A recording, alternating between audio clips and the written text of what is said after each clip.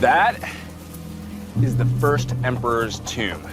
And it's at the center of what is thought to be the largest burial complex in the world.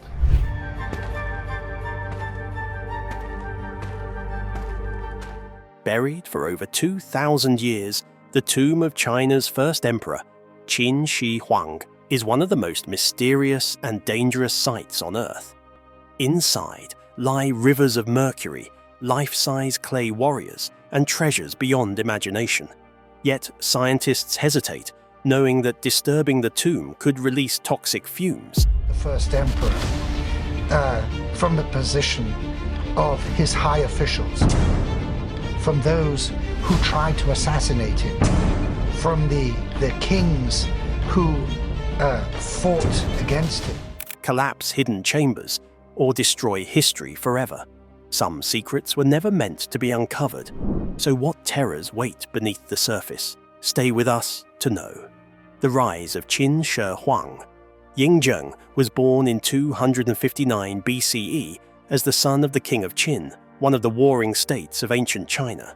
From the very beginning, his life was shaped by power and politics. When he was only 13, his father passed away, and Yingzheng became the king of Qin. Being so young, he was surrounded by regents and ministers who helped him rule. But Yingzheng was determined to take control himself. Gradually, he began consolidating power, carefully learning how to manage the court, the army, and the complex web of state politics. During his early reign, he implemented major reforms that strengthened Qin more than any other state at the time. He reorganized the legal system, making the laws strict but clear, so that everyone from nobles to commoners had to follow them. He reformed the economy, standardizing taxes and encouraging agriculture, which ensured that Qin had the resources to support both its armies and its people. He also focused on the military, training soldiers, improving weapons, and developing new strategies that made Qin's army the most powerful in China. For decades, China had been divided into 7 major states, each fighting the others for dominance. Yingzheng was relentless in his pursuit of unification. By 221 BCE, after years of military campaigns and political maneuvering, Qin conquered the other 6 states: Han, Zhao, Wei, Chu, Yan, and Qi. After this monumental achievement, Yingzheng declared himself Qin Shi Huang, the first emperor of a unified China. This was a title unlike any other. It meant he was not just a king, but the supreme ruler of all the lands under heaven. Qin Shi Huang was determined to make his empire orderly and strong. He introduced sweeping standardizations, a single writing script so that all his people could communicate easily, uniform weights and measures to simplify trade, standard axle widths for carts to improve road travel, and a unified currency to boost the economy.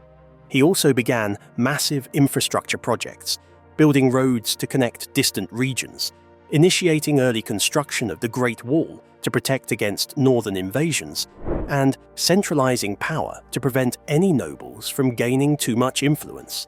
Every decision, every project, was aimed at creating an empire that could last forever. But these grand works above ground were only one side of his ambition.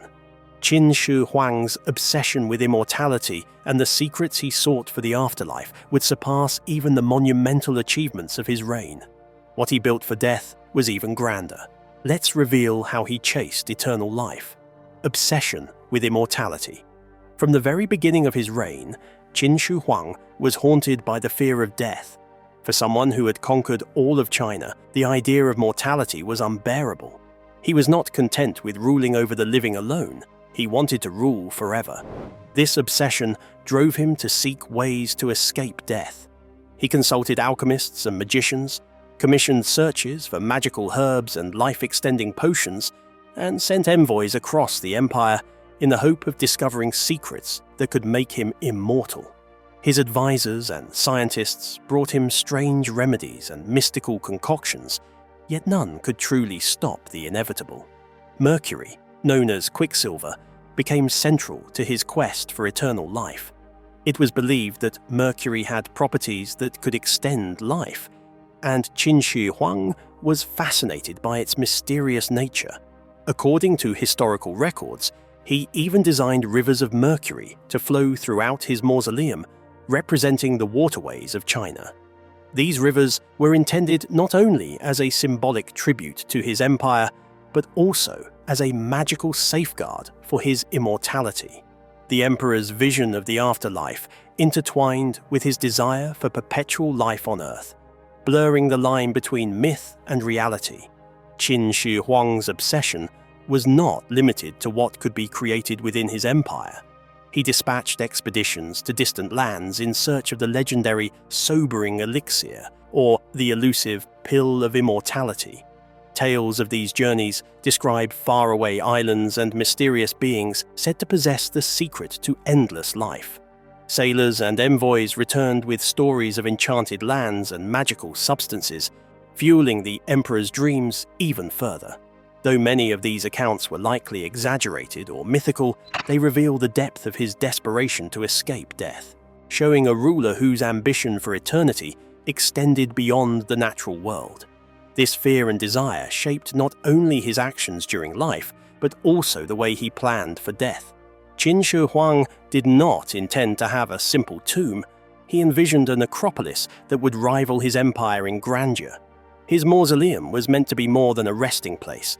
It was designed as an eternal palace, a miniature version of the world he ruled, reflecting his power and ambition for immortality.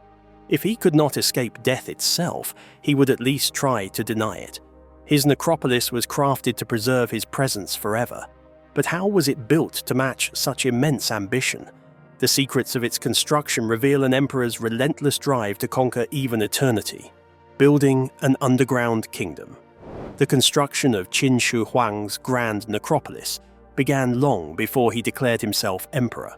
Work reportedly started in 246 BCE, when he was still the young king of Qin.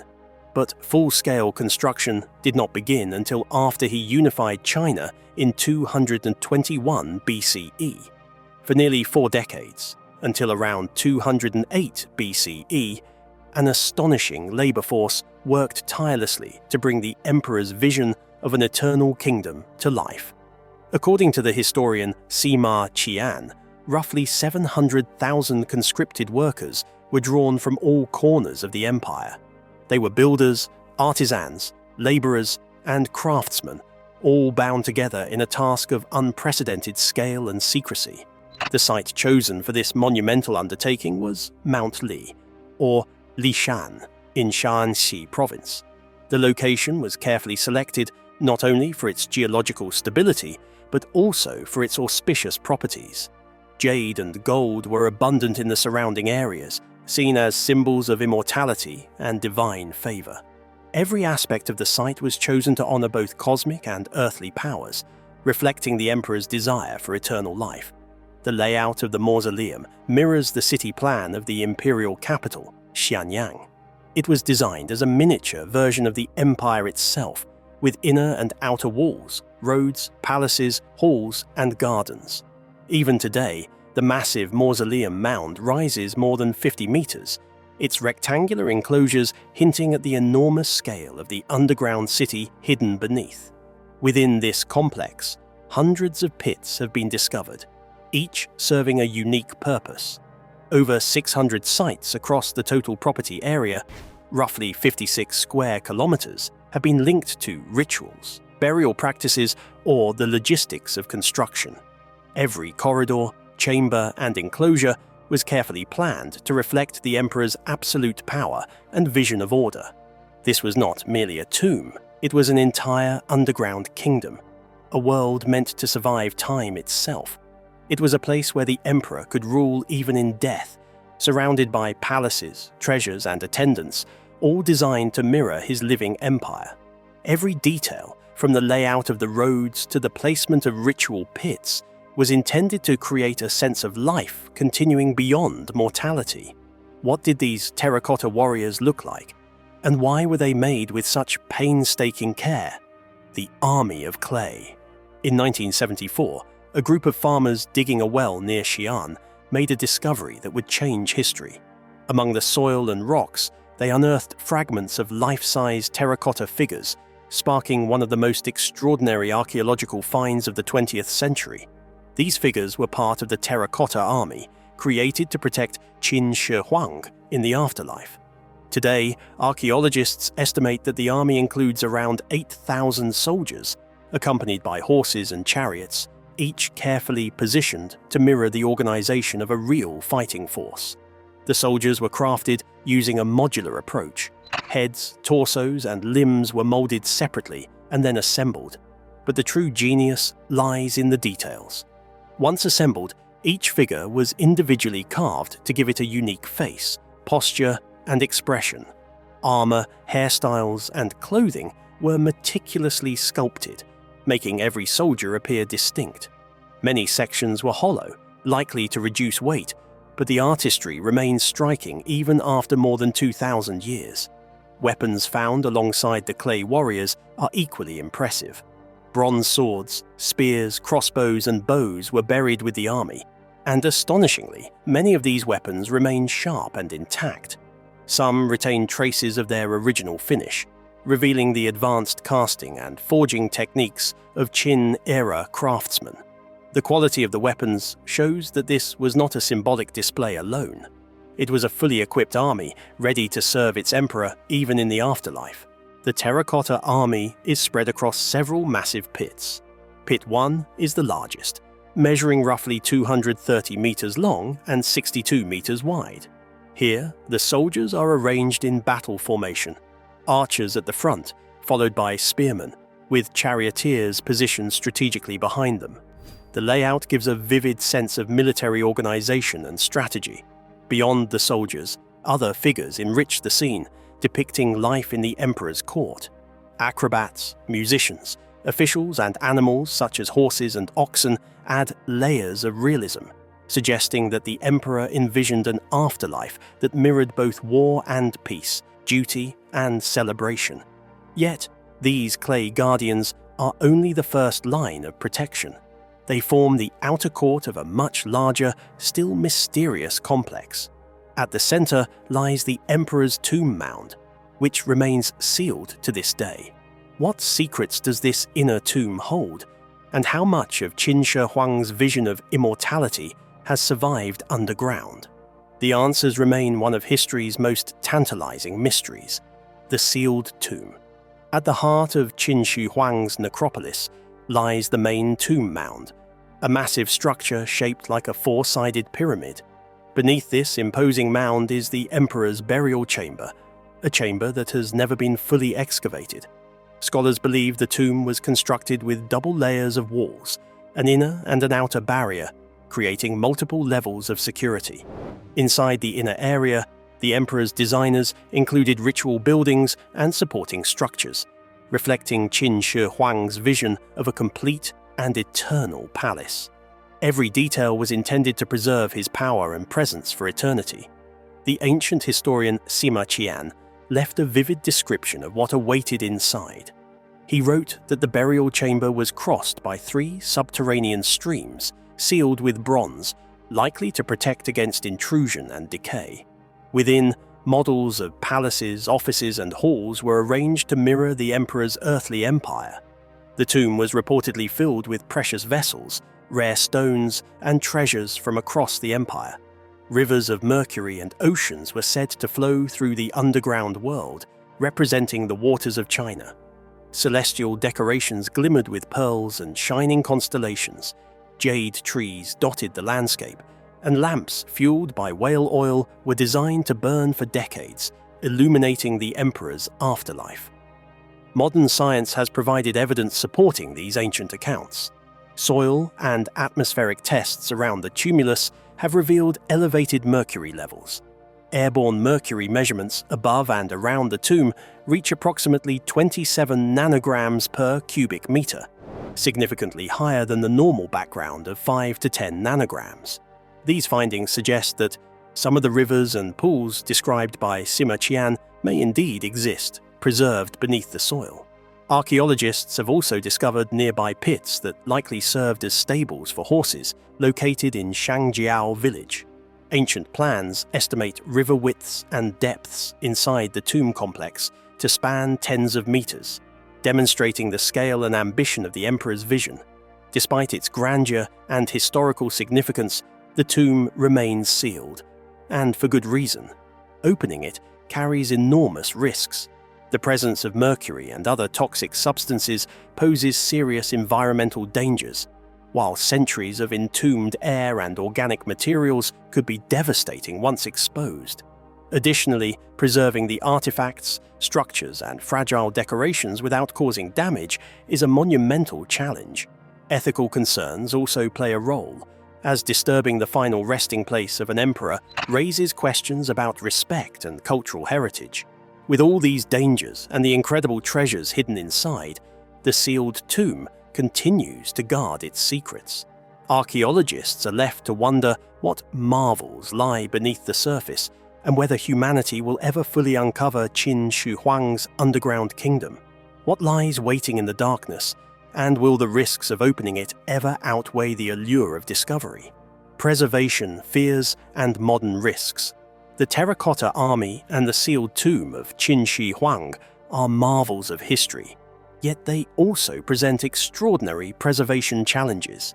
When the clay soldiers were first excavated, their paints and pigments were still bright, vividly bringing each figure to life. However, exposure to air caused the colors to fade almost immediately, and many figures lost their original brilliance. The delicate pigments flake off quickly, making it extremely difficult to preserve the army in the form the emperor intended.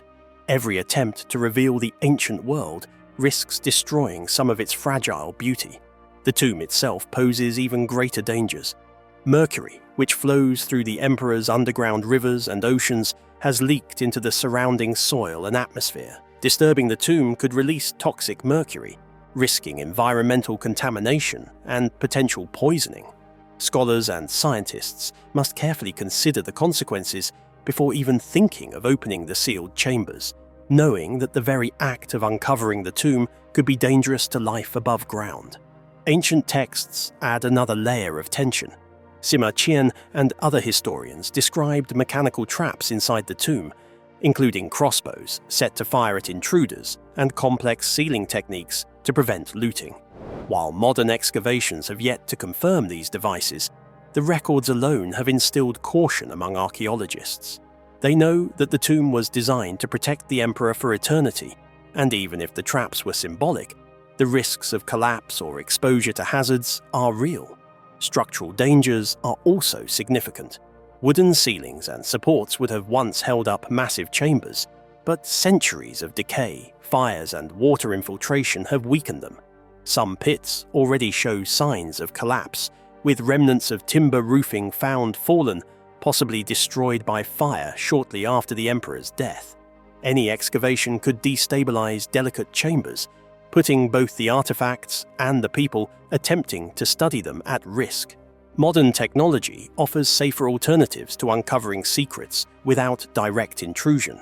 Ground-penetrating radar, magnetometers, LiDAR, and atmospheric gas analysis are used to map the structures below the surface. Mercury detection and soil studies help confirm the existence of the legendary rivers and pools, giving scientists a picture of the tomb's layout while keeping its treasures and dangers undisturbed. Despite all these risks, the tomb holds immense cultural, historical, and symbolic significance. It is more than a burial site. It is a reflection of Qin Shi Huang's vision of power, belief, and eternity. Beyond the clay soldiers, the bronze weapons, and the mercury rivers, the tomb may reveal secrets about how the first emperor of a unified China understood life, death, and the world beyond. Secrets waiting to be revealed. Qin Shi Huang's tomb complex stands as one of the largest and most mysterious funerary sites in the world. Despite decades of study, much of it remains unexcavated. According to UNESCO, over 600 pits and sites are associated with the emperor's necropolis, and thousands of figures, artifacts, and architectural elements may still lie hidden beneath the earth. Every unexcavated section holds the promise of new discoveries, waiting silently for the world above to uncover it. If the tomb could be opened safely, it might reveal treasures beyond imagination. Ancient records describe magnificent objects, jade carvings, bronze vessels, pearls, and rare stones. Lamps designed to burn for decades, celestial decorations representing constellations, and elaborate miniatures of palaces and offices were said to fill the chambers. Modern science hints at even more possibilities, including preserved organic materials, hidden texts, and artifacts that could offer direct insight into the daily life and beliefs of Qin-era China. Each find would not only be a masterpiece of craftsmanship, but a window into a civilization that shaped the course of history. The tomb also offers unparalleled insight into ancient engineering and metallurgy. Some weapons buried with the terracotta army were crafted using a remarkable 13-element alloy, demonstrating advanced knowledge of materials and preservation techniques. The methods used for casting, firing, and assembling these figures and weapons continue to amaze historians and metallurgists today. Understanding these techniques could rewrite what we know about ancient technological capabilities and the skill of craftsmen during the Qin dynasty. Beyond material treasures, the tomb could reveal profound philosophical and cultural truths. How did the Qin view life and death? How did they imagine the afterlife? What beliefs shaped their imperial ideology? Every artifact, every architectural feature reflects a worldview centered on unity, power, and cosmic order. The design of the tomb and its sprawling necropolis embodies the emperor's desire to control not only the living world, but the universe itself, even after death. Yet, opening the tomb is not a simple choice. Archaeologists, historians, and government officials remain divided. Some argue that careful excavation could advance knowledge and bring the past to life. Others warn that the risks are too great: the collapse of fragile structures, the loss of pigments and materials, and environmental hazards such as mercury. The tension between discovery and preservation leaves the ultimate decision unresolved. What would you decide if faced with the choice to reveal the secrets of Qin Shi Huang's eternal kingdom? Share your thoughts in the comments.